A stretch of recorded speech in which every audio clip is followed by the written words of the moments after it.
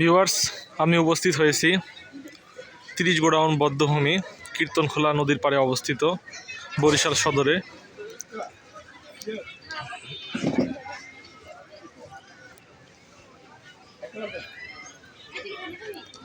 তো এখানে বেশ কিছু খাবারের দোকান রয়েছে।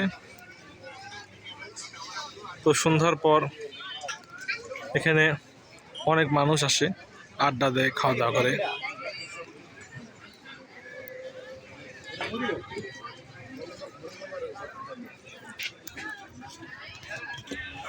দর্শক, বিদেশ থেকে যখন পণ্য আনা হয় সেই পণ্যগুলো আপনারা যে স্ক্রিনে ওভারব্রিজের মধ্যে দেখতে পাচ্ছেন, সেখান দিয়ে সেই পণ্যটি যন্ত্রের মাধ্যমে পাস করা হয়।